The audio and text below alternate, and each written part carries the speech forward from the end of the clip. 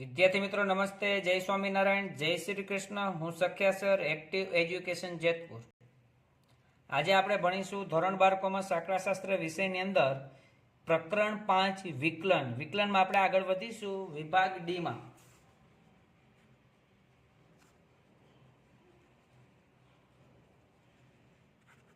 વિભાગ ડી માં દાખલા નંબર 18 સુધી આપણે છેલ્લા વિડીયોની અંદર ભણ્યા હતા. આજે આપણે ભણીશું 19. તો સૌપ્રથમ એની રકમ જોઈએ.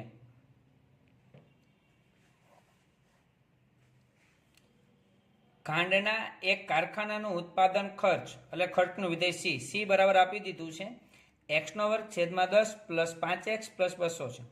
જો ઉત્પાદન 100 એકમ હોય તો સીમાંત ખર્ચ શોધો. હવે આપણે ધ્યાન રાખીશું જેમની સાથે સીમાંત શબ્દ આવે છે એમનું સિંગલ વિકલન કરવાનું. પહેલી વસ્તુ એટલે આ ખર્ચ સાથે સીમાંત છે તો ખર્ચ એટલે સી, આનું સિંગલ વિકલન કરીશું પહેલા. પછી આપ્યું છે ઉત્પાદન 100 એકમ હોય તો સિંગલ વિકલન કર્યા પછી x ની જગ્યાએ 100 મૂકીએ એટલે તમને જવાબ મળશે કે સીમાંત ખર્ચ કેટલો છે અને તેનું અર્થઘટન કરો. ચાલો સૌપ્રથમ આપણે સિંગલ વિકલન કરીશું. તમને આપ્યું છે અહીંયા સી બરાબર x² છેદમાં 10 પ્લસ 5x પ્લસ 200. હવે સીમાંત આપણે જોઈ છે એટલે સિંગલ વિકલન ડીસી અપોન ડીએક્સ એટલે કે ડી અપોન ડીએક્સ. કોનું વિકલન કરવું છે તો કે સીનું. તો સીની કિંમત અહીં મૂકીશું x² છેદમાં 10 પ્લસ 5x અને પ્લસ 200. ચાલો હવે વિકલન થાય એટલે ઘાત આગળ આવશે એટલે 2x ઉપર એક ઘાત ઘટશે એટલે છેદમાં 10 તો છે જ. 5x એટલે કેટલા આવશે 5x નીકળી જશે અને અચળ પદનું શૂન્ય થાય એ તો સાવ નીકળી જશે. પણ હવે અહીંયા છેદ ઉડે છે 2 5 10 તો છેદ ઉડાડાય આપણે 2 5 10 એટલે x ના છેદમાં 5 અને પ્લસ 5. ઉતાવળમાં ઘણી વખત આ 5 5 પણ ઉડાડી દે પણ નહીં ઉડે કારણ અહીંયા વચ્ચે ગુણાકાર હોત તો ઉપર નીચે ઉડે. સરવાળા બાદબાકીમાં લસા લેવો પડે કે એમને રાખવું પડશે. અહીંયા આપણે આમ રાખીશું બરાબર. હવે કીધું છે ઉત્પાદન 100 એકમ એટલે કે x બરાબર 100 હોય એવું તમને આપી દીધું છે. તો અહીંયા એની બીજી ગણતરી આપણે લખીશું કે ઉત્પાદન એટલે કે x બરાબર 100 હોય ત્યારની કિંમત આપણે મૂકવાની છે કે ભાઈ x ના છેદમાં 5 પ્લસ 5 x કેટલું છે અહીંયા તો કે 100 છેદમાં 5 પ્લસ 5 100 ભાગ્યા 5 એટલે 20 થશે પ્લસ 5 એટલે 25. તો સીમાંત ખર્ચ મને કેટલો આવ્યો 2500. આજે મેં શોધ્યું છે એ સીમાંત ખર્ચ એટલે કે ડીસી અપોન ડીએક્સ જ શોધ્યું છે. સીમાંત ખર્ચ મારો 25. હવેનો અર્થઘટન કરો. અર્થઘટન એટલે શું? જો તમે x ની જગ્યાએ 100 મૂક્યા તો 100 પછીનો તરતનો એકમ એટલે 101મો એકમ થાય. તો સીમાંત ખર્ચ એટલે શું કે 101માં એકમના ઉત્પાદન માટેનો ખર્ચ ₹25 થશે બરાબર. તો આપણે અહીં અર્થઘટન લખીશું. અર્થઘટન શું થશે કે 101માં એકમ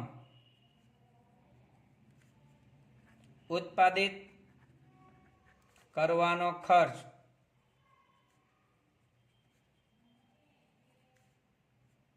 ₹25 થશે. જો અહીં 50 મૂક્યા હોત ને તો અહીં લખત 51માં એકમ. અહીંયા આપણે 200 મૂક્યા હોત તો અહીં લખત 201માં. એના પછીના એકમનો ઉત્પાદનનો ખર્ચ સીમાંત ખર્ચ જેટલો થશે. રેડી? જે વિદ્યાર્થીને સમજાયું ને ખાસ કોમેન્ટની અંદર આપજો, વિડીયોને લાઈક આપજો જેથી મને બી ખ્યાલ આવે કે નેક્સ્ટ દાખલાની અંદર કઈ રીતે તમારે સમજણ જોઈએ છે. આગળ વધીએ દાખલા નંબર 20.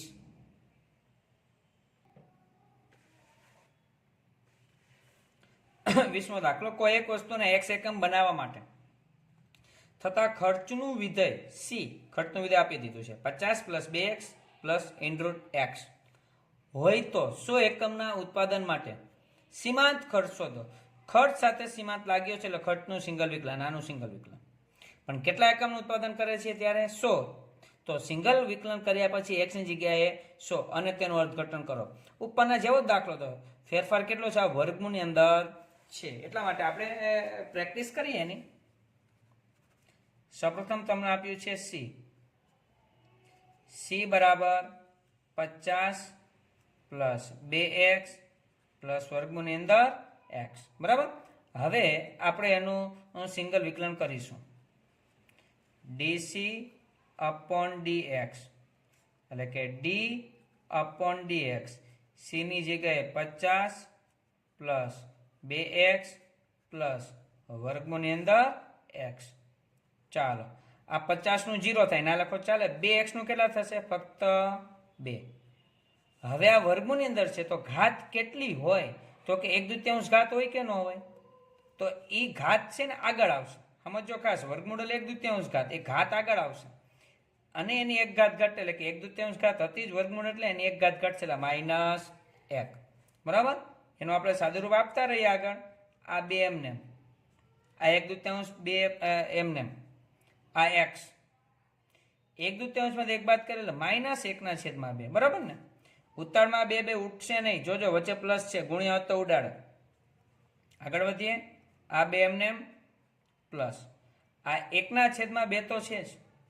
આ માઇનસ ઘાત છે. હવે પ્લસ કરવા માટે છેદમાં જવું પડે એટલે આના ભેગું આવવું પડશે. અને 1/2 એટલે વર્ગમૂળ છે એટલે છેદની અંદર વર્ગમૂળની અંદર x. આ ડીસી અપોન ડીએક્સ સિંગલ વિકલન થયું. હવે સિંગલ વિકલન કર્યા પછી x ની કેટલા મૂકવાના છે? 100. લખીશું આપણે અહીંયા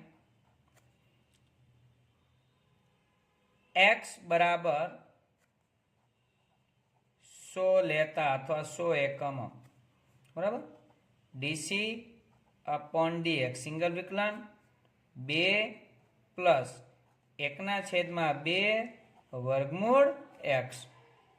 આ 2 પ્લસ 1/2 વર્ગમૂળ x એટલે x ની જગ્યાએ કેટલા મૂકીશું? 100. આ 2 પ્લસ 1/2 100 નું વર્ગમૂળ 10. 10 દુ 20 1/20. બરાબર. આ 2 એમને અથવા ચોકડી ગુણાકાર અથવા તો તમે 1/20 કરજો એટલે 0.05. બંનેનો સરવાળો એટલે 2.05. આ ડીસી અપોન ડીએક્સ આવ્યું. આ સીમાંત ખર્ચ મળ્યો. પણ એનું અર્થઘટન તો x ની જગ્યાએ 100 મૂક્યા તો અર્થઘટન તરીકે 101મું એકમ. બરાબર. લખીશું આપણે અહીંયા અર્થઘટન તરીકે 101 માં એકમના ઉત્પાદન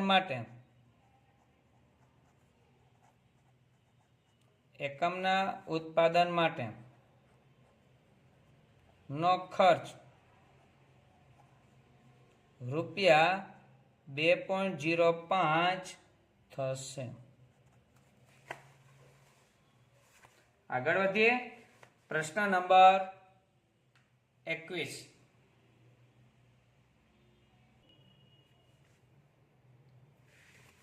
એ થિયરીનો પ્રશ્ન છે પણ ખૂબ જ અગત્યનો છે ને આપણે આગળના દાખલામાં જરૂર પણ પડશે એટલે ખાસ આપણે ધ્યાન રાખીશું. વિધેયની મહત્તમ અથવા ન્યૂનતમ કિંમતો મેળવવાની રીત જણાવો. બરાબર. મહત્તમ અથવા ન્યૂનતમ આના દાખલા આપણે છે અને પરીક્ષામાં 4 માર્ક્સનો દાખલો બ્લુપ્રિન્ટ પ્રમાણે પૂછાતો હોય છે. જવાબ ધારો કે y બરાબર fx. ઓકે. આ વિધેય છે. 6 મુદ્દા અહીંયા આપ્યા છે. તો પહેલું કામ શું કરવાનું દાખલાની અંદર? વિધેય માટે dy અપોન dx એટલે કે સિંગલ વિકલન, જેને f' પણ કહી શકાય. એટલે અહીંયા આનું વિકલન લીધું તો સામે આનું વિકલન લેવાનું છે આપણે, એટલે સિંગલ વિકલન લો. બીજો નંબર શું કરવાનું? dy અપોન dx બરાબર 0 એટલે કે સિંગલ વિકલન જે છે એના બરાબર 0 સમીકરણ ઉકેલો એટલે સમીકરણ ઉકેલવાનું અને x ની કિંમત મેળવો એટલે ત્યાં આપણે x ની કિંમત મળશે દાખલો કરશું ત્યારે. આ કિંમતો વિધેયના સ્થિર બિંદુઓ છે. એ x ની કિંમત જે મળે ઘણી વખત x બરાબર 1 જ જવાબ મળશે, ઘણી વખત x ના 2 જવાબ મળશે. તો એ બંનેને કેવા બિંદુઓ કહેવાય? સ્થિર બિંદુઓ કહેવાય છે. આગળ દ્વિતીય વિકલિત d² y upon dx² is equal f'(x) મેળવો એટલે કે ડબલ વિકલન મેળવવાનો. અહીંયા સિંગલ વિકલન, પછી સિંગલ વિકલન બરાબર 0, પછી ડબલ વિકલન. આગળ દ્વિતીય વિકલિતમાં એટલે કાંઈ જે જવાબ છે નંબર 2 પ્રમાણે એટલે બીજા પ્રમાણે એટલે આ બીજા મુદ્દાની જ વાત કરે છે. અહીં બે છે ને એમાં મેળવેલ એક્સની કિંમતો, અહીંયા જે એક્સની કિંમત મેળવી છે વારા ફરતી મૂકવા. બીજા મુદ્દામાં આપણે એક્સની કિંમત મેળવી હશે એ બીજા વિકલન ડબલ વિકલન જે લીધું છે મેં એક્સની કિંમત વારા ફરતી મૂકવાની છે. 2x હોય તો 2, 1 હોય તો 1 જ, તો નો પ્રોબ્લેમ. હવે પાંચમા ઉદાહરણ શું? જે સ્થિર કિંમતે જે 2x આપણે સ્થિર બિંદુ મળ્યા હતા, જે સ્થિર કિંમતે d2y/dx² એટલે ડબલ વિકલનનું મૂલ્ય ઘન થાય પ્લસ થાય. બરાબર? ડબલ વિકલનમાં x ની એવી કોઈ કિંમત મૂકવાથી જો જવાબ તમારો ધન આવતો હોય તો x ની કિંમત વિધેયની ન્યૂનતમ કિંમત આપે એટલે નાની કિંમત આપે. એટલે કે વિધેયમાં x ની આ કિંમત જે x મૂક્યું છે આ કિંમત મૂકવાથી વિધેયની ન્યૂનતમ કિંમત મળે છે. પરીક્ષામાં કે ન્યૂનતમ કિંમત શોધો તો જવાબ તમારો કેવો આવવો જોઈએ? x ની કિંમત મૂકતા ધન.